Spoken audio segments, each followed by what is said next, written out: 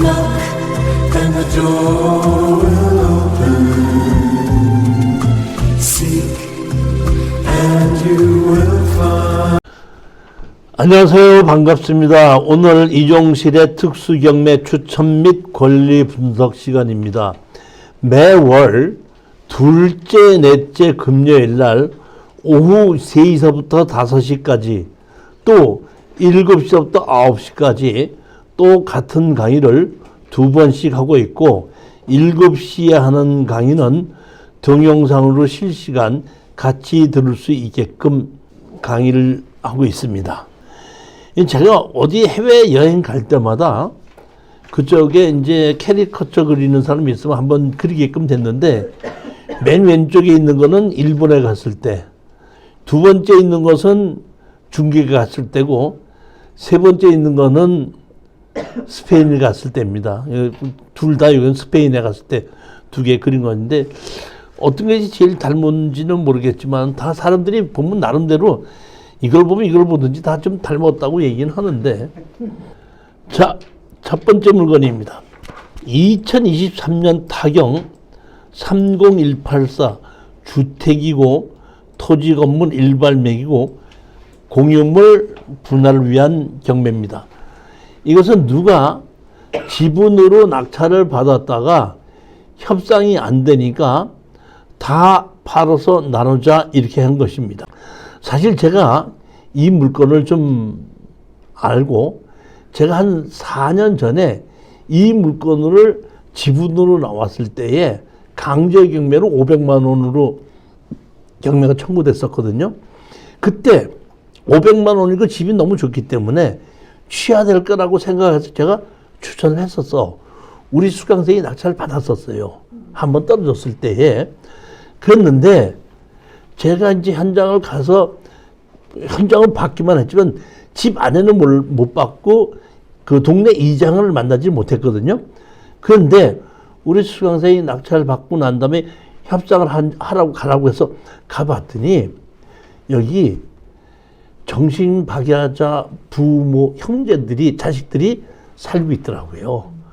제가 여기 현장 답사 갔을 때는 이 사람들을 뭐 도와주는 사람이 왔다 갔다 한다고 해갖고 그 1톤짜리 화물 트럭이 있었고 내가 안에는 그런 사람이 사는지 몰랐었거든요. 근데 여기는 이게 택지가 개발이 돼 있는 땅이고 그 땅도 반듯반듯하게 짜여있고 도로 제대로 돼 있어요. 그게 어떻게 된 건가 봤더니 여기 있는 동네 사람들이 다른데 저쪽에 살고 있던 곳에 수용을 당하다 보니까 그 수용을 당한 사람들 이쪽에다 터를 만들어서 옮겨준 거예요. 집도 지어주고. 그래서 집 상태도 좋고 동네도 전원주택으로 딱 살기 좋게끔 만들어져 있고 집 상태도 상당히 좋기 때문에 추천하고 내가 취하될 줄 알았는데 취하가 안 됐고, 우리 낙찰 받았던 그 수강생이 그때 가봤을 때 정신박약아의 그 아들인가가 누구가 뭐 누구한테 잘못 도장을 찍어줘 갖고 강제 경매로 나온 걸 보고 협상이 안 된다 해가지고 잔금 내지도 않고 그냥 저런 사람들 어떻게 하느냐고 그냥 포기했던 건데, 재경매가 나와서 다시 떨어져 갖고 다른 사람이 낙찰을 받았는데 협상이 안 되다 보니까 하소지 다 팔아서 나누자고 다시 나온 겁니다. 내용은 그렇게 된 건데 그 당시는 거기에 있는 사람들을 지분으로 받아가지고 전부 다를 내보내든지 뭐 해야 되기 때문에 잔금 내기를 포기를 했는데, 제가 보기엔 이게 조금 좀 안타깝긴 해도 우리가 낙찰을 받지 않아도 누구든지 낙찰을 받겠죠, 보면. 그래서 이거를 제가 추천을 했는데 이것이 지금 51%까지 떨어졌잖아요. 여기서 여러분들이 조심해야 될 것이 집 상태는 상당히 좋아요. 여기 보면 이렇게 네모 빤판하게 만들어진 동네죠. 도로도 반듯하게 짜르세요. 그러니까 택지를 개발을 해갖고 수용당한 사람 한 데서 여기 저대로 만들어준 거니까. 집도 땅이 200평이고 집 상태도 다 좋습니다. 그 옆에 다른 땅들도 다 좋아요, 보면. 마당도 좋고 다 좋은데 제가 이 감정평가사가 안에 가서 이렇게 사진을 찍은 거거든요. 그러니까 이게 수용을 한 데서 집을 만들어줘서 이렇게 옷장까지 다 돼 있는데 감정평가사가 여기 보면 거주자 아무도 없음. 이렇게 돼 있는데 아무도 없는데 집이 열려 있으니까 들어가서 이렇게 사진을 찍은 거거든요. 제가 보기엔 조금 좀 안타깝기는 하지만은 어쩔 수 없이 우리가 이걸 낙찰을 받아서 이제 인도 명령에 의해서 여기 있는 사람들 내보내고 이제 들어가야 되는데, 아셔야 될 것은, 자 보십시오. 여기 땅값이 1억 3,600이죠. 그럼 우리가 여러분들이 이거를 1억 1,300까지 떨어진 거를 여러분들이 1억 1,500에 낙찰을 받았다고 가정하십시다. 그럼 여기에 살고 있는 사람을 인도 명령에서 다 내보냈지 않습니까?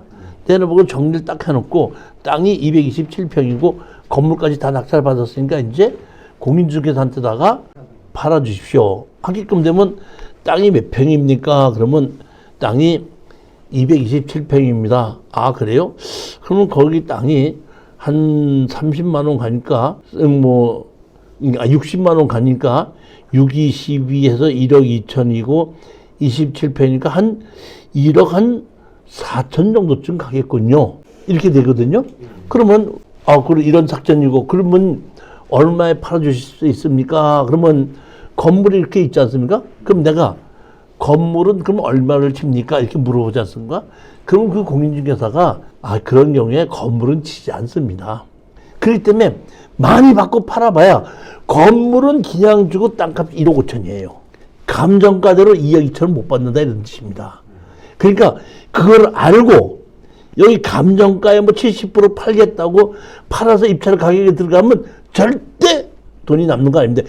시골집에 이런 경우에는 땅값만 친다. 다만 집이 좋으면은 한 200~300만 원, 300~400만 원 더 치고 땅값을 깎지 않고 땅값을 넉넉하게 쳐서 넘겨준다. 이렇게 생각하고 입찰에 들어가셔야지. 여기 감정에 보시게끔 되면 여기 뭐야? 건물이 얼마로 쳤죠? 6,900 쳤죠? 그러다 제시의 건물 1,500 쳤죠? 이거는 우리가 낙찰을 받았을 때 감정가 얘기지, 우리는 이걸 낙찰을 받아서 팔을 땐 이거를 가격을 못 친다. 그렇게 아시고 입찰에 들어가야 된다. 그 말씀을 드리는 겁니다. 대항력이 있는 임차이나 이런 것은 아무것도 없습니다. 그리고 여기에 살고 있다 그러면 지금 현황상으로 보게끔 되면 감정평가사가, 자 보십시오. 감정평가사가 뭐라고 그랬죠? 점유자를 만나거나 연락을 취할 수 없어 점유관계는 확인할 수 없는 상태, 이렇게 돼 있죠. 그러면 점유관계를 확인하지 못하면 감정평가사가 집에 못 들어가야 되죠. 근데 아까 집에 들어가서 사진 찍어 놓은 걸 보면은 이게 빈집이에요? 사람이 살림하는 집이에요?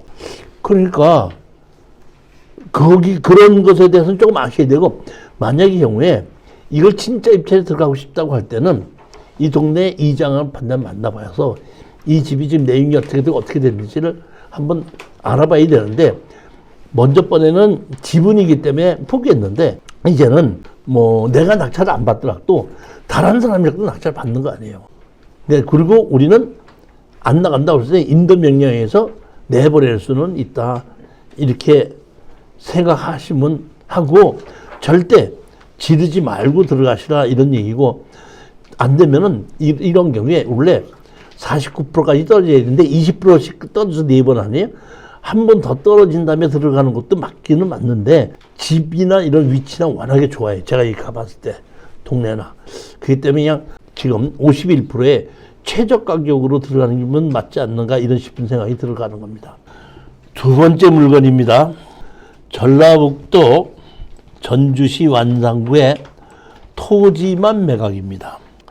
감정 가격이 2억 7천인데 1억까지 떨어졌습니다. 2억 700인데, 근데 여기 보시게끔 되면, 자, 용도 지역이 1종 일반 주거 지역이죠. 그 다음에 정원수 건물 제외로 되어 있습니다. 1종 일반 주거 지역이나 2종 일반 주거 지역에 도시 지역 안에 있는 토지의 거래 가격은 90% 이상이 맞기 때문에 이 감정 가격이 2억 정도쯤 된다는 것은 맞는 가격입니다. 사실 제가 부동산을 투자하는데 요 근래에서는 부동산 가격이 좀 하락하고 있긴 상태이기 때문에 세종시 이 북쪽으로는 제가 추천을 많이 하는데, 세종시 이 밑으로는 잘 추천 안 하는데, 제가 전주시 이거를 추천했고, 오늘 보게끔 되면 울산 것도 추천한 것이 있는데, 우리 부동산을 투자하는 사람은 팔 수 있으면 사는 거예요. 자, 한번 보시겠습니다. 물건을. 이렇게 택지 계열이 돼 있는 곳 중에서 요 땅인데 제가 보니까 여기에 건물이 이렇게 져져 있고 여기에 대문이 이렇게 있어서 여기서부터 이 건물로 쓰고 있고 이 땅은 마당으로 쓰고 있습니다. 그러니까 제가 봤더니 예전에는 이 땅과 이 건물 주인이 같았었어요. 같았었는데 어떤 일인지 몰라도 이 건물만 다른 사람 이름으로 팔았는데도 불구하고 이 건물 주인이 그대로 이 앞에 있는 땅 1439-4번 땅도 마당으로 그대로 쓰고 있더라고요. 그러니까 이름을 넘겨줬는데도 뭐만? 이것만. 그러니까 그렇게 하고 있다가 이번에 이 땅만 경매로 나온 겁니다. 자, 한번 보세요. 여기 보시면 이 앞에 땅이 공동담보로 되어 있고 효자동 1439-11하고 1439-11이 같이 잡혀져 있죠. 1439-4가 있고 1439-11 공동으로 같이 담보를 잡힌 겁니다. 그래갖고 채무자가 누구예요? 김영선입니다. 그런데 건물을 신경식이 이름으로 바꾼 겁니다. 보면 그렇게 해서 신경식이 이름으로 된 건데 자 보게끔 되면 건축물 관리자가 누구였죠? 김영선이죠. 김영선이잖아요. 그러니까 건물은 뒤에 김영선도 같이 넘어져 있고 설정도 같이 돼 있다는 겁니다. 공동으로. 근데 앞에 있는 땅은 누구 이름으로 돼 있어? 신경식 이름으로 돼 있다는 얘기는 실질적으로 이름만 옮기지 않았고 채무자는 공동담보로 같이 들어가 있잖아요. 그러니까 뒤에 건물 주인이 앞에 있는 땅을 자기 이름으로 바꾸진 않았지만 실질적인 주인이 아닌가 싶은 생각을 하는 거예요. 자, 그러면 요 땅이거든요. 요 집 있고 여기 앞에 땅입니다. 요를 보면 이렇게 마당으로 쓰고 있죠. 대문이 여기 있어서 여기로 들어가잖아요. 그리고 여기에 보면 소나무가 이렇게 심어져 있죠. 그러니까 이게 현관이 이쪽으로 돼 있죠. 근데 요쪽은 문이 있고 여기 있는데 뒤쪽을 보면 이게 아까 땅이 뒤에도 도로가 있었잖아요. 뒤로 도로가 있었잖아요. 근데 뒤쪽에 있는 도로를 보게끔 되면 현관이 뒤로 나갈 수가 없게끔 돼 있죠. 집이. 그러니까 만약에 우리가 이 땅을 낙찰을 받아서 여기를 담장을 쳐버린다고. 담장 칠 수 있잖아요. 담장 치면 이게 현관이 이렇게 되는데 이 집 자체가 남쪽으로 그러니까 북쪽으로 지금 현관에 있던 걸 남쪽으로 바꿔야 되는 거예요. 진입쪽으로 맞은편 도로로 바꿔야 된다 보니까 이 집 자체가 쓰기가 상당히 어려워지겠죠. 보면은 지금 뒤편을 보면 이렇게 돼 있잖아요. 그러니까 제가 보기에는 이 건물 주인이 이 땅을 다시 살 수밖에 없지 않느냐고 보고 아까 공동담보를 놓고 땅 주인은 다른 사람이지만은 채무자는 그 사람 이름으로 돼 있었잖아요. 이 뒤에 건물 주인으로. 그러니까 제가 판단하기엔 우리가 이걸 사게끔 되면 이 뒤에 건물 주인이 다시 살 수밖에 없지 않겠느냐. 그러면 우리는 감정가격의 반가격으로 사서 감정가격보다 조금 싸게 팔고 나올 수 있지 않냐. 살 수밖에 없다고 보는 거죠. 뭐 만약에 안 산다고 볼 수도 있겠죠. 안 사놓은데 자 보십시오. 안 사놓은데 여기 보시게끔 되면 이게 나중에 달아낸 거죠. 이 달아낸 것이 우리 땅으로 넘어왔다는 뜻이죠. 그 다음에 이 소나무는 매각체외죠. 소나무 이런 나무가 매각체외죠. 이 소나무 얼마짜리 같아요? 아니 예를 들어서 이 소나무 하나가 1,000만 원씩이다 가장 합시다. 소나무가 1,000만 원이라는 얘기는 소나무 가격이 1,000만 원이 다가 소나무 가격이 아니라 옮기는 가격이 500이에요.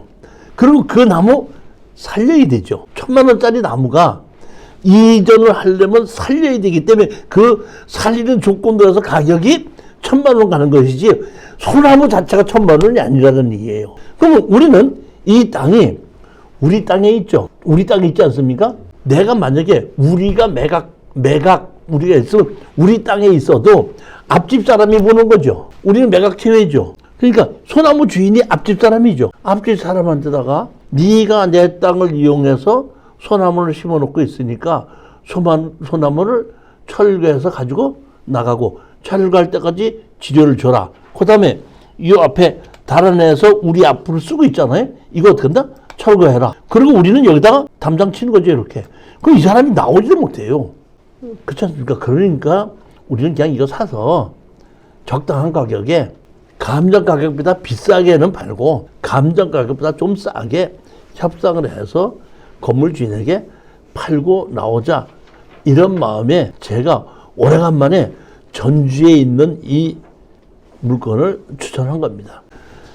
여기 보면 우리 공인중개사 중에 협조 공인중개사 중에서 전주에서 이게 공인중개사 하시는 분이 있거든요. 그분한테 전화 걸어서 물어봐도 금방 다 알아요. 안 가봐도 이거는 로드뷰로도 다 찍혀 있는 거기 때문에 안 가봐도 아는 겁니다. 자, 그뿐만이 아니라 이것도 좋습니다. 전주까지 가보지 마시고 여기 파주 가보세요. 파주. 파주시 조리움 내조리에 지목이 뭐죠? 임야. 토지만 매각입니다. 근데 감정 가격이 얼마죠? 2억 6천짜리가 얼마까지 떨어졌어? 3,900까지 떨어졌습니다. 여기 보시면 김승희로부터 공사대금 1억 2천 유치권 신고서 제출돼 있죠. 자, 유치권부터 먼저 얘기하겠습니다. 김 선생님, 유치권이 뭐 하는 권리가 유치권이죠? 붙들고 있을 수 있는 권리죠. 근데 붙들고 있을 권리를 주장을 하려면은 감정평가 경매가 집어넣으면 제일 먼저 압류부터 하죠. 압류 이후에 점유는 인정이 안 되죠. 압류 이전에 점유가 내일이죠. 근데 여기 뭐라고 나왔죠? 아무도 만나지 못하였으면 점유관계 등은 별도의 확인을 있다는 얘기는 유치권은 서류로 하는 것이 아니죠. 붙들고 있어야지 되는 것이죠. 그러다 보니까 이 유치권은 인정이 되지 않는다. 그러니까 무시해도 된다 이런 얘기입니다. 근데 여기 보면 또 하나 문제점이 있는 게 여기 뭐가 있죠? 건물 제외 이렇게 돼 있죠. 여기 보시면 자, 여기 보시면 2014년 건축신고 40했고 태정산업개발회사에서 여기 뭐야? 건축신고를 해서 착공계를 내놨죠. 착공계를 내놓고 이 사람들이 뭘 만들었냐면 이렇게 차고는 만들어 놨죠. 집은 안 지어놓고. 그러면 제가 보기에는 설계는 여기에 차고도 설계해놨지만 건물 집도 설계가 돼 있을 겁니다. 그러면 이거는 서류상으로는 현재 허가를 받아서 집을 짓고 있는 중인 거예요. 건축 허가는 허가를 받고 2년 이내에 착공하지 않으면 그 허가는 취소됩니다. 6개월씩 2번 연장을 해줄 수 있습니다. 근데 착공계를 내놓고 공사를 하면은 언제까지 준공돼야 된다는 법은 없기 때문에 이거는 서류상으로 허가를 받고 공사 중인 겁니다. 이해가셨죠? 그러면 우리는 낙찰 받으면 여기에 허가권을 낙찰받은 것이 아니라 땅만 낙찰받은 거고 허가는 다른 건설회사에서 갖고 있는 겁니다. 그렇죠? 아까 여기 보면 태성산업개발주식회사라는 데가 건축주로 돼 있죠. 그러니까 이 사람이 건축주고 우리는 땅 주인입니다. 그러니까 땅 주인으로서 현재 내 땅을 이 사람들이 공사를 하고 있는 중이죠. 그러니까 이 건축 태정산업개발주식회사를 상대로 건물 철거하고 나가고 지료 내놓으라고 소송을 해서 그러면 무조건 철거하라고 하지도 않고 지료 내라고 하지도 않고 판사님께서 뭘 한다고 그랬죠? 조정을 한다고 그랬죠. 그러면 허가권을 적당한 가격에 우리가 넘겨받는 겁니다. 뭐 500원 주든지 100만 원 주든지 넘겨받는 건데 그때 조정이 안 되면 그때 뭘로 가는 거예요? 판결로 갑니다. 판결로 갈 때는 여기에 대한 그 지료나 철거나 하는 것이 그대로 판결로 가게끔 돼 있죠. 즉 이거는 뭐냐? 조정을 하면 좋은데 조정이 안 돼서 판결로 갈 때에 누가 유리하냐 이런 뜻입니다. 우리는 건물 철거하고 나가고 지료를 내놓으라고 했기 때문에 현 상태에서 우리는 손해볼 게 없고 그 사람들은 우리가 소송하고 판결 날 때까지 지료를 줘야 될 의무가 있지 않습니까? 물론 이런 경우에 좀 어려운 것이 뭐냐면 태영산업개발주식회사죠. 주식회사 보니까 법인이죠. 법인이 아무것도 없다. 재산이 없다. 내 맘대로 해라. 이럴 경우가 있는데 이제 이럴 경우 우리가 여기에 짓고 있던 그 차고 있죠. 허가권을 그 공작물로 봐갖고 건물로 봐갖고 그걸 가지고 같이 경매를 신청할 수 있을는지 없을는지 받아줄 수 있을까 안 받아주기도 하고 그래요. 그러니까 뒷담한 건물도 경매로 같이 나오는 경우가 있지 않습니까? 그런 식으로 이 뒷담한 건물도 건물 허가권하고 같이 지료를 갖고 최소 안 될 때는 경매를 한번 집어넣을 수도 있고 아니면 태영산업개발 주식회사가 다른 재산을 갖고 있는 걸로 압류를 할 수 있기 때문에 협상이 될 것이다 이렇게 생각을 합니다. 물론 낙찰을 받고 잔금을 내고 소송을 해서 협상을 할 때까지 1년에서 1년 반 정도를 걸려야 된다고 하기 때문에 이 자체가 8,900에서 9천만 원 주고 낙찰을 받는다고 하더라도 시간이 그렇게 걸리는 걸 봤을 때는 뭐 감정 가격을 다 받지 못하고 막 1억 8천 정도, 1억 5천 정도 한다고 하더라도 몇천 정도의 수익인데 1년 반에서 2년은 걸린다. 이렇게 생각하셔야 된다는 겁니다. 네 번째 물건인데 울산광역시 북구에 있는 공장이 땅이 310제곱미터로 해서 93.84평, 건물은 111평 이렇게 해서 이것이 토지 건물 일괄매각으로 나왔습니다. 진장동 여기 보면 524-1 해갖고 이종 일반 주거지역이죠. 근데 이 번지수를 가지고 제가 찾아가 봤더니 번지수가 요 땅이에요. 요 땅. 그러니까 이걸 봤더니 여기가 환지로 돼갖고 이 땅을 환지로 돼갖고 새로 나누어 줬거든요. 그러니까 환지로 된 땅이 경매로 나오는데 환지로 해서 새로 받은 땅은 이 땅과 이 건물이에요. 그러니까 서류상으로는 환지가 이걸로 돼 있는데 그렇기 때문에 여기에 보면 610이라고 여기까지 건물까지 다 돼가 있어가지고 환지로 받는 거를 땅과 건물을 경매로 집어넣은 겁니다. 그러니까 얼핏 보면 서류상하고는 다르지만은 실질적으로 이 환지를 받는 동에 있는 것을 넘겨봤기 때문에 환지에 있는 건물과 땅을 낙찰을 받는다고 생각하시면 돼요. 제가 여러분에게 부동산을 투자를 하는 것을 추천하는 사람으로서 제일 유명한 땅이 어떤 땅이냐, 건물이 어떤 땅이냐 하면은 창고나 공장을 제일 추천하는데 그 중에서 이런 창고 같은 것이 제일 좋은 땅으로 저는 봅니다. 여기 혹시 우리 계신 분이 여기 여러분들이 이걸 투자한다고 할 때는 제가 판단하기에는 개인으로 투자할 수도 있고 법인으로 투자할 수 있는데 이런 경우에는 법인으로 투자를 해서 담보를 잔금을 내면서 대출을 어느 정도 받는 거죠. 대출을 받으면서 여기에 있는 그 창고를 임대를 주고 임대를 받는 걸 가지고 월세를 갚아가면서 3년 정도를 지나고 난 다음에 이 건물과 땅을 매매할 때 부동산으로 매매를 하지 마시고 법인의 대표이사를 넘겨주는 걸로 반드시 3년이 넘어가야 됩니다. 법인이 부동산을 점유하고 사고 있는 것을 법인을 3년 이내로 다른 사람에게 팔게끔 되면은 그거는 건물의 양도소득세가 나옵니다. 근데 법인이 3년 동안을 실질적으로 영업을 하고 사용을 하고 있다가 법인을 넘겨주게끔 되면은 건물을 파는 것이 아니라 법인 주식을 파는 겁니다. 주식을 파는 걸로 해서 세금을 내고 나오는 건 좋지 않겠는가 보는 겁니다. 이것도 1억짜리가 5억 2천까지 떨어졌기 때문에 적극적으로 추천하는 물건 중에 하나입니다. 한번 보시게끔 되면은 여기 보면 이렇게 환지로 지정되고서 위치가 여기로 돼 있죠. 이렇게 환지 여기지 않습니까? 이렇게 건물이 지어져 있고 창고 매매에서 묻혀 있고 이 땅이죠. 상당히 좋은 위치에 창고가 좋다고 생각이 들어요. 이거는 창고는 지금 보니까 창고를 한 사람한테 다 빌려주지도 않고 쪼개가지고 나눠 빌려주기도 하더라고요.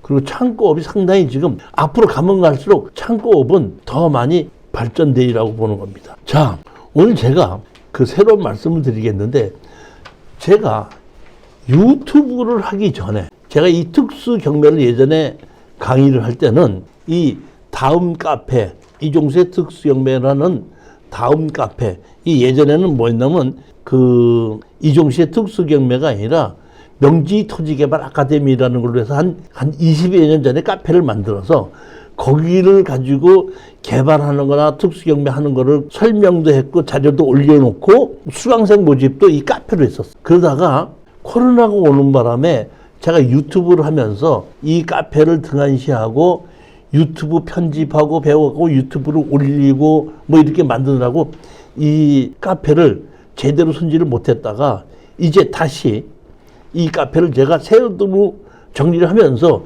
이번에 소송을 하든지 이런 그 개발하든지 이 자료를 이 카페에다 지금 정리해서 올리기 시작을 했거든요. 그러니까 그런 자료를 한번 보고 싶으신 분들은 다음 카페에 이종실의 특수경매 여기를 들어오셔서 가입을 신청하시고 들어오시게 되면은 지금 계속해서 우리가 소송하는 자료, 판결문 받은 자료 또는 제가 강의하기 와서 만든 교재 자료 여기다 많이 올려놓고 있거든요. 이쪽을 많이 카페로 들어오셔서 보셔도 됩니다. 그래서 제가 오늘 제가 지금 운영하고 있는 다음입니다. 다음에 이종실의 특수경매 카페가 있으니까 카페 한번 좀 가입을 하고 들어오시라 이런 의미에서 제가 오늘 알려드리는 겁니다. 토지 개발 제가 매주 월요일 날 강의를 하고 있죠. 맹제 건축법상 도로 만들기 농지경매 토지개발 2 지금 현재 이 농지에 대한 강의를 지금 하고 있습니다.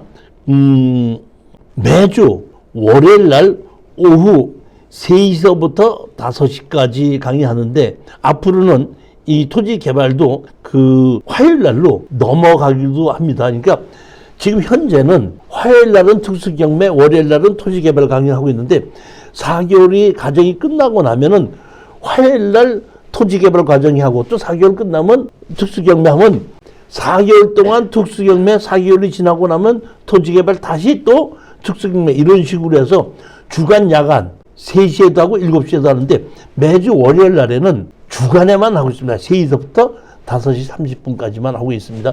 현재는 토지 개발 강의는 지금 화요일 날 하고 있는데 아마 2개월 후서부터는 아니 월요일 날 하고 있는데 2개월 후서부터는 화요일 날로 할 겁니다. 그러니까 화요일 날 오시는 분은 화요일 날 8개월 동안 들으셔야지 토지 개발과 특수경매 강의를 들으실 수가 있고 월요일 날 들으시고 화요일 날 들으시는 분은 4개월 정도면은 다 들으실 수가 있습니다. 5번째 물건을 설명을 드리는데 오늘도 제가 아파트를 한 6개 정도를 추천을 지금 부동산이 가격이 조금 하락을 하고 있고 아파트도 조금 하락하는 상태거든요. 근데 지금 다음 달이 총선이죠. 총선을 지나서 분위기가 좀 바뀐다면은 다시 부동산이 상승세를 타지 않겠는가 생각하는데 자 이런 얘기입니다. 문재인 정부 전에가 어디 정부였었죠? 박근혜 정부였었죠. 박근혜 정부 때 이명박 정부 때 부동산이 상당히 떨어졌었죠. 그래서 박근혜 정부에서 집을 하나를 사자 하는 그런 분위기로 하다가 문재인 정부로 바뀌었습니다. 그러다 보니까 문재인 정부가 잘못해서 한 것이 아니라 박근혜 정부 때에 부동산이 하락을 하다 보니까 공급을 하지 않은 거예요. 다시 말하면 건설업자들이 짓지 않았다는 얘기입니다. 그렇게 해서 몇 년을 짓지 않다 보니까 문재인 정부 들어가서 3년차 지나가면서부터 부동산이 상승세를 타기 시작한 거예요. 그러다 보니까 깜짝 놀라가서 문재인 정부에서 또 부동산 3법, 그 다음에 법인이 샀을 때는 뭐 12% 종부세 이렇게 만들어서 다시 부동산 가격이 지금 뭐야? 하락을 하고 있고 부동산을 공급을 하지 않고 있습니다. 그런데 다시 지금 총선이 끝나고 분위기가 바뀌어가지고 간다면 부동산 값이 올라간다는 얘기는 경기가 좋아지는데 그동안에 몇 년 동안에 부동산에 대한 것을 건물을 짓지 않았지 않습니까? 그렇기 때문에 그때 다시 상승세를 타는 시기다 이렇게 보는 겁니다. 그래서 제가 보기에는 아파트를 지금 사놓고 월세를 주면서 한 2, 3년 정도 기다리게끔 되면은 그 아파트 가격이 올라간다는 것이 아니라 지금 보십시오. 감정가가 4억 7천짜리가 3억 2천9백에서 2억 3천까지 떨어졌는데 제가 알고 있기로는 지금 49%가 아니라 70%에서 75% 선, 감정가에 70%에서 75% 선이다 보니까 경매로 나온 것은 49%까지 떨어져야지 취등록세를 내고 얼마나 갖고 있다가 수익이 올리기 때문에 49%까지 떨어지는 거거든요. 그러면 제가 보기엔 지금 65%에서 70%에 사놓고 월세를 주면서 한 2, 3년 기다린다고 하게끔 되면 다시 감정가격 정도로는 환원이 될 것이다 본다 이런 얘기죠. 그러니까 지금 한 2, 3년을 보고 투자를 하자, 아파트를 투자하자 이런 얘기입니다. 제가 이런 경매에 입문하게 된 것이 언제였었냐면 IMF 때입니다. IMF 때 부동산 한참 떨어져서 하락한 시기에, 거의 하락하는 시기에 경매를 배웠고 하락하는 시기에 경매를 배워서 아파트를 사놨다가 경기가 회복이 되면서 그 아파트 가격이 떨어졌던 가격이 원 가격으로 회복을 하면서 그때 부동산 투자가 돈을 제일 많이 벌었던 시기가 그 시기거든요. 즉 이 얘기는 무슨 얘기냐면, 자, 아파트 가격이 있다가 올라가다 보면은 법으로 막는다. 그러면 아파트 가격이 주춤하든지 떨어지든지 거래가 중단이 되면서 공급이 몇 년 동안 안 된다. 3년에서 4, 5년 동안 안 된다. 그래서 3, 4년이 지나다 보면 다시 경제는 올라가게끔 되는데 3, 4년 동안 부동산이 공급이 안 됐기 때문에 다시 올라가는 거거든. 그럼 또 올라갈 때 정부는 깜짝 놀라서 또 정책을 써서 또 억누르고, 그럼 또 몇 년 떨어졌다가 경기가 좋으면 올라간다 이런 얘기인데, 그러면 지금 보면 제가 이 아파트가 올라갈 것이다. 언제? 경기가 좋아지면이거든요. 경기가 만약에 총선이 끝나도 경기가 좋아지지 않는다라면 아파트 제가 보면 안 올라갈 걸로 봅니다. 그런데 저로서는 경기가 좋아진다고 생각하거든요. 왜 좋아지죠? 아니죠. 지금 보면은, 아니, 이스라엘과 그 러시아가 지금 전쟁을 하죠. 2년 넘어서 했지 않습니까? 그리고 결국은 유럽에서 그동안 냉전을 하면서 유럽에 있는 무기 만드는 가장 그 나라가 독일과 프랑스, 그 밑에 쫓아갔던 것이 이탈리아 이렇게 됐는데, 그동안 냉전이 한 20몇 년 지나되면서 탱크 만드는 거나 뭐 이런 무기 만드는 것이 유럽에는 상당히 떨어져 있었거든요. 근데 대한민국은 김정은이가 맨날 같이 파수 쏴대고 못 쏴대다 보니까 열심히 방위산업에 대해서 열심히 탱크도 만들고 비행기도 만들고 별별 다 만들어 가다 보니까 유럽에서 전쟁이 났는데 언제 지금 설계해서 탱크 만들기 시작해요. 그러다 보니까 할 수 없이 한국에 있는 포탄, 만들어놓은 포탄, 그러니까 제가 알고 있기는 유럽 전체에서 만들어서 갖고 있는 포탄과 한국에 있는 포탄을 두 개 합칠 때 한국이 더 많다는 겁니다. 유럽 있는 그 전부 다 갖고 있는 것보다. 그러면 결국에서 오늘 내일 전쟁이 터질 것 같다 보니까 할 수 없이 급하다 보니까 사가지고 가야 되거든요. 그러니까 제가 보기에는 이 틈에 대한민국이 세계 국가의 방위 산업이라는 것이 이제 명함을 정식으로 내밀기 시작해. 옛날에 무슨 뭐 자동차나 뭐 소총이나 조그만 포나 이런 거 정도만 팔았었지만은 전투기를 판다든지 잠수함을 판다든지 그 스텔스 비행기를 판다든지는 어림도 없었는데 이제 거기까지 들어가게끔 돼 있기 때문에 이거는 비행기나 탱크를 만들어서 파는 것은 텔레비하고 자동차 파는 거하고 숫자가 달라요. 제가 보기에는 이것이 활성화가 된다 그러면은 엄청난 경제 효과가 난 있을 거라고 보고, 진짜로 이 방위 산업이 유럽에 우리가 진출하게끔 된다면 그 2, 3년 안에 5만 불이 전 넘어갈 거라고 봐요.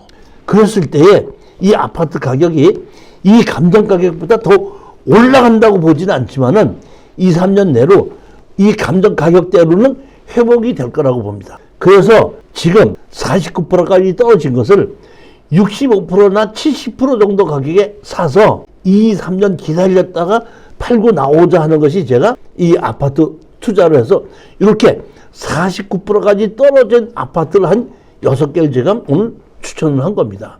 제일 먼저 경인시 요영구, 기흥구, 영덕동에 있는 겁니다. 요거를 골랐는데 제가 보기에는 먼저 가격 정도로 현재 가격이 시세가 어느 정도인지 모르지만 여기 이 3억 2천 구격에서 조금 높이든지 조금 내리든지 해서 낙찰을 받아서 2년만 소유하고 있으면은 원래 감정가대로는 환원할 것이라고 보고 추천하는 겁니다. 이거는 특수 경매가 아니고 미래를 한 2년을 3년을 내다보고 추천하는 겁니다. 권리 분석에는 보면은 여기 보면 매각 물건 명세자는 임대차 계획이 없습니다. 기준 권리가 이렇게 1억 4,400에 있고 권리 분석에는 아무 문제가 없는 아파트만 제가 골랐습니다. 그러니까 여러분들은 가격만 잘 결정해서 낙찰을 받고 낙찰을 받아서 안 나가면 인도 명령을 하고 나간다 그러면 그냥 나가는 대로 여러분들은 이런 걸 낙찰을 받으면은 그냥 월세를 주면서 한 2년 3년을 기다리겠다 이렇게 생각을 하고 투자를 하시기 바랍니다. 권리 분석은 제가 다 했기 때문에 아무 문제가 없는 걸로 49%까지 떨어진 걸로 제가 6개를 고른 겁니다. 여기 기흥 같은 데는 사실은 그 용인에 지금 삼성 단지가 들어서기 때문에 아파트 가격이 올라갈 수 있는 쪽이거든요. 제가 보면 평택이나 오산이나 수원이나 용인에 있는 아파트 저는 투자해도 된다고 봅니다. 6번째 물건을 보시겠습니다. 경기도 용인시 최인구 모연면 독립리 산 12-8 지목이 뭐예요? 임야고 1027평입니다. 근데 감정 가격이 얼마였었죠? 18억이 지금 8억까지 떨어졌다는 얘기는 예를 들어서 이걸 1000평으로 가정자구를 잡는다면 땅 가격이 얼마죠? 180만 원. 근데 지금 얼마까지 떨어졌다? 90만 원. 자, 지목이 임야죠. 임야인데 내가 여기다가 건물을 지려면 뭘 받아야 되죠? 개발의 허가를 받아야 되는 땅입니다. 자, 보시겠습니다. 건축 허가, 신축 허가를 득한 후 대지공사 등을 조성한 것으로 이렇게 나와 있죠. 즉 이 얘기는 무슨 얘기냐면 이 땅에 개발의 허가를 받아서 건축 허가를 받았다가 지금 경매로 나온 겁니다. 그러면 자 보십시오. 허가를 받아가지고 착공을 했죠. 착공을 했을 땐 제가 허가가 죽지 않는다 그랬죠. 근데 여기 보면 현황이 아까는 주차장 공사를 했죠. 근데 여기는 공사를 안 했어요. 그러니까 서류상으로만 착공계를 내놨고 실질적으로는 공사를 안 했기 때문에 이런 경우에는 우리가 낙찰을 받지 않습니까? 이 착공계 낸 거 허가를 취소시켜 주십시오. 그러면 허가를 취소시켜 줍니다. 그러면 우리는 처음서부터 우리 이름으로 개발행위 허가와 건축 허가를 다시 받아야 되는 겁니다. 다시 받아야 되는데 문제는 뭐냐면 요 땅과 요 도로는 우리가 갖고 있는데 여기서 이 메인 도로부분 도로서부터 우리가 땅까지 들어오려고 그러면은 여기에 있는 도로 한 필지와 여기에 도로 한 필지가 다른 사람의 땅이라는 겁니다. 무슨 얘기 이해가하셨죠? 그러면 여기에 건축법에서는 동도를 이용하여 건축허가 받은 적이 있기 때문에 이거는 도로 대장에 올라가 있기 때문에 도로로 건축허가를 받는 데는 아마 문제가 없을 걸로 보는데 뭐에 문제가 있냐면 어떤 땅이든지 개발행위 허가를 받아야 될 수가 있죠. 그러면 개발행위 허가를 받을 때 개발행위 조건이 뭐죠?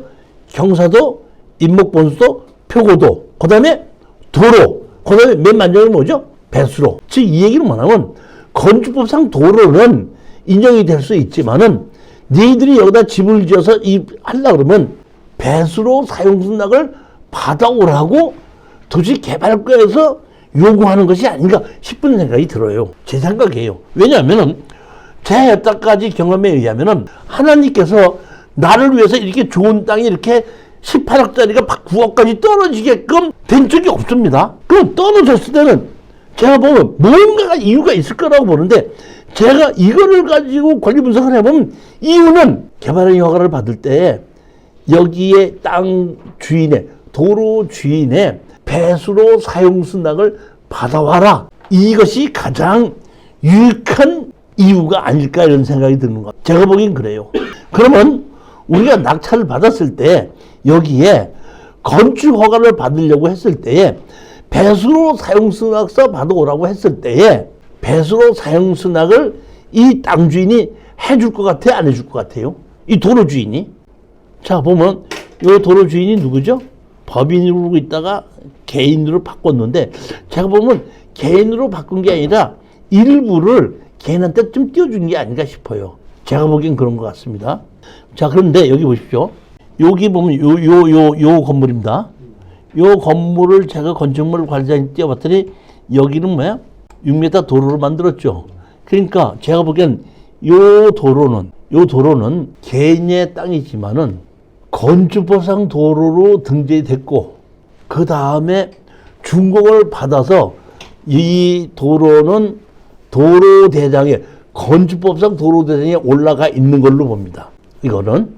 자, 그러면 이것이 여기에 이 땅에 도로대장에 올라가 있다는 뜻은, 보면 여기에 도로를 지나가려면은 이 도로도 지나가야 되죠. 이 도로를 지나서 이 도로로 가잖아요. 그러니까 이 도로가 도로대장에 올라가 있다는 뜻은 이 도로도 도로대장에 올라가 있다는 뜻이에요. 똑같아요. 보면. 자, 그러면 여기에서 핵심이 이겁니다. 도로관리대장에 올라가 있는 도로에 배수로 설치 시 토지주의 사용승낙을 받아야 되느냐 안 받아도 되냐 그겁니다. 제가 우리 그 도로를 가지고 먼저 설명을 했을 때에 우리 이렇게 똑같은 것이 평택에 나왔었던 것이 있었죠. 평택에 이렇게 허가를 받는데 허가 다 취소됐다는 얘기입니다. 그다음에 그 앞에 진입도로 하나를 설정을 한데 빼놓고 했기 때문에 그 진입도로가 빠졌다는 얘기입니다. 그래서 거기에 허가를 받았더니 담당자가 배수로 사용승낙 받으러 왔어요. 건축가에서는 동도를 이용해서 건축허가를 받은 적이 있고, 뭐 민간이기 때문에 출입에 지장이 없기 때문에 건축가에서 아무 문제가 없다. 근데 도시개발과에서 개발행 허가를 받을 때의 조건이 아까도 얘기했듯이 경사도, 임목번수도, 표고도, 도로, 배수로. 근데 건축법상 도로는 도로대로 그대로 인정한다. 딱 안 되는 게 뭐야? 배수로인데, 그때 제가 평택에 있는 거 똑같이 이런 건데, 그 평택에 있는 땅이 송탄에 있는 거 있었거든요. 그러니까 평탄에 있는 송탄 출장소의 개발행 허가 담당자가 배수로 사용승낙 받아오라는 겁니다. 근데 그 당시에 거기에 있던 그 담당자가 그 왜 땅 주인이 평택시 도로국장한테다가 이럴 때 질의를 했던 답변 받은 것이 있죠. 뭐라고? 이미 도로대장에 올라가 있을 때는 배수로까지 다 만들어진 상태로서 돼 있기 때문에 그 허가를 받았기 때문에 배수로 사용승낙서 없이 인허가를 내줄 수 있다.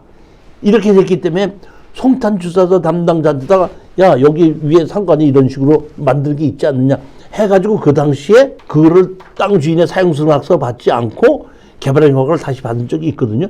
이것도 똑같이 그런 의미 아닌가 봅니다. 만약에 경우에 이거를 안 해준다고 했을 때는 제가 보면 우리는 뭐 그런 사람한테 할 수 없고 이거를 가지고 행정소송을 해서 도로관리대장에 올라가 있을 때는 또다시 땅 주인의 사용승낙을 받지 않고도 도로도 쓸 수 있고 그 다음에 배수로도 쓸 수 있다. 자, 여기 보시면 핵심이 이겁니다.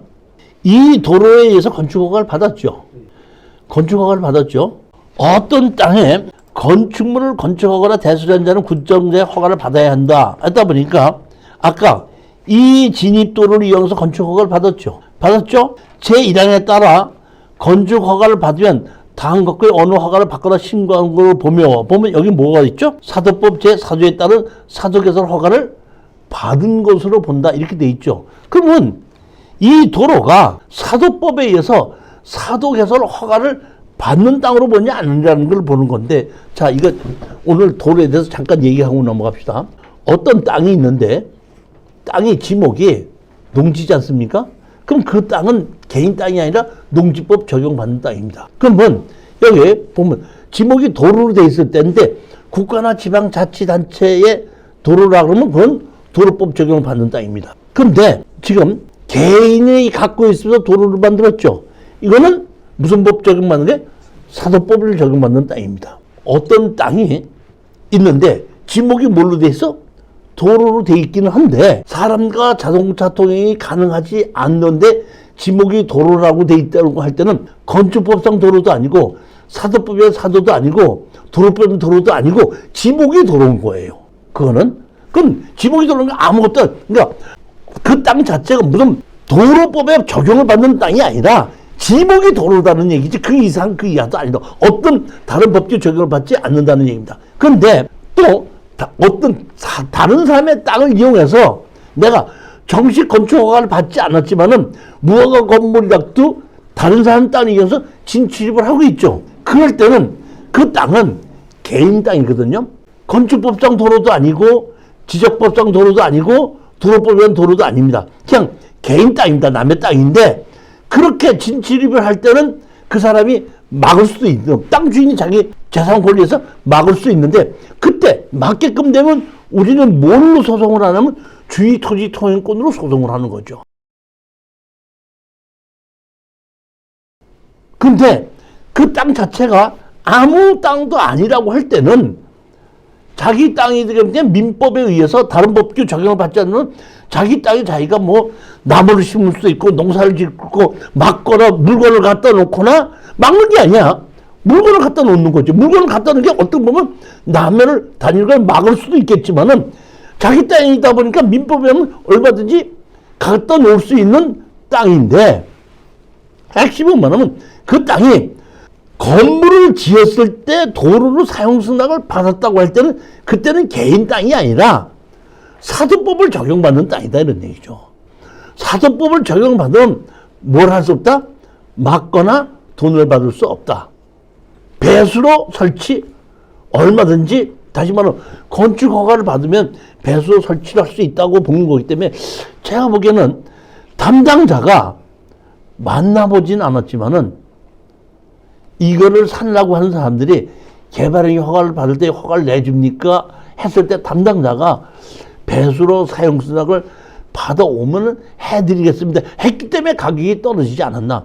우리는 소송을 해서 낙찰을 받고 변호사한테 소송을 해서 배수로 사용승낙서 없이 도로관리재정이 올라가 있고 사도법을 적용받는 도로이기 때문에 그 사람에게 사용승낙서 받지 않고도 배수로를 설치할 수 있다는 것을 받으면 우리가 감정평가대로 18억짜리 땅이 되는 거죠. 9억 주고 샀다가. 핵심이 그걸로 보는 겁니다. 근데 저는 낙찰을 받아서 소송을 하면은 이길 수 있다고 보기 때문에 지금 추천을 한 겁니다. 여기 보면 독립리 229-4죠. 아까 그 땅이 여기 보면 요 땅은 요 229-4가 그러거든요. 229-4죠. 그럼 여기 보면은 229-4죠. 여기 갖고 있다가 지분을 교환으로 해서 7분의 3으로 해서 일부를 파는 거야. 근데 어떤 땅하고 교환했나고 봤더니 요 도로를 지분을 요 땅하고 교환을 했더라고요. 요 땅하고. 제가 보기에는 아마 요 땅을 가지고 여기 진입하는 거에 그 핵심이 되다 보니까 그렇게 바꾼 것 같아요, 보면. 여기 보면 누가 갖고 있던 거죠? 주식회사 주토가 갖고 있죠. 보면 교환을 했죠. 783에 66, 뭐 5분의 4 이렇게 갖고 있다가 이렇게 바꿨더라고요. 행정소송을 하면은 이길 수 있을 거라고 봅니다, 저는. 한번 해볼만 하죠, 보면. 땅이 이렇게 돼 있는데.